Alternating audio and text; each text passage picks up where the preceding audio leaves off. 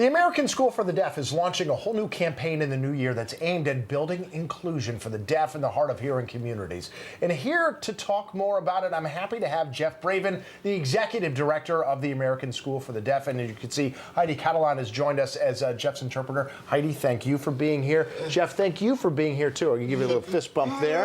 How you doing Thank you so much for having me today. Yeah, glad to have you here. This is something we have not really talked about a lot, and that itself has become a problem. There's been a lot of strides made to try to make society a little more inclusive for the deaf and the hard of hearing communities, but how far do we still have to go to be as inclusive as we need to be, Jeff? So I think the challenge has been present for quite some time, and what we're trying to do is we saw those problems highlighted during COVID-19 where access to information was not available. There were a lot of misunderstandings, there was misinformation that was disseminated, and so the American Rescue Recovery Act that the state received some funds from, they decided to allocate some of those funds to help us raise awareness to be able to provide equal access to information for our community. And so we are working to bring this campaign to the forefront, and it's called Lost in Translation. And the reason for that is, let's say you're in the hospital and you don't have an interpreter and you're deaf, hard of hearing, or deaf blind. The information may not be clear. You may not be able to get any of that information. I may be able to understand you a little bit, but if I don't have the interpreter, I'm going to be lost. And so here, for example, I have the interpreter, and so the translation is clear. And so that's the campaign, is all about raising awareness. Right, and that makes sense. First of all, great name for the campaign because it will register with people. I guess the biggest problems we have with being lost in translation, not just healthcare, but also education as well. Talk about some of the roadblocks there. So in the field of education, we have a wonderful deaf school here in Connecticut, the American School for the Deaf, and I have to do a little promotion there for our school. But we have many other deaf and hard of hearing students, not only in Connecticut, but across the country and the world, that are mainstreamed, and that can be a wonderful opportunity for those students. But if we're not providing the right kind of access in those environments, they're not able to get the information they need. It's lost in translation.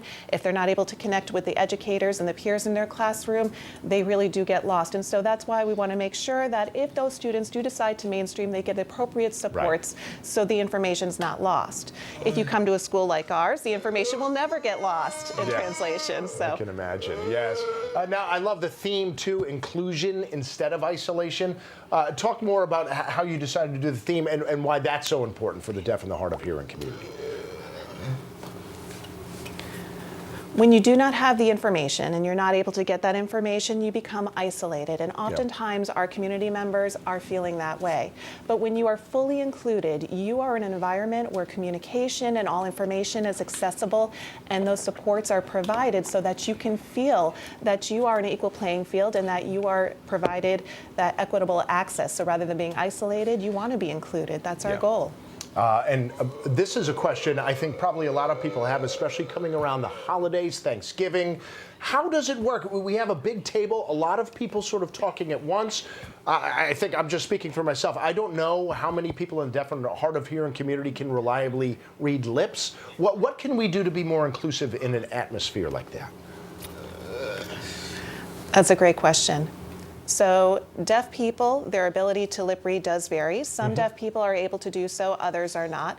On average, they say people understand about 70% of what's lip reading, and so the rest we have to pick up in other ways.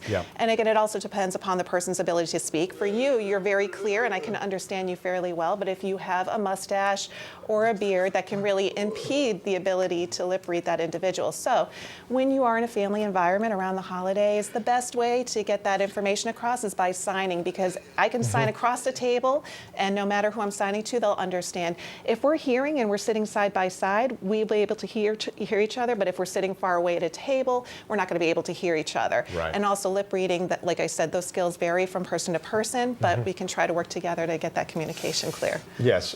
One last quick question about the lip reading, just because I wouldn't be able to quickly learn American Sign Language. Does it help for lip reading if we try to enunciate more, to exaggerate the mouth movements, or is that doing more harm than good?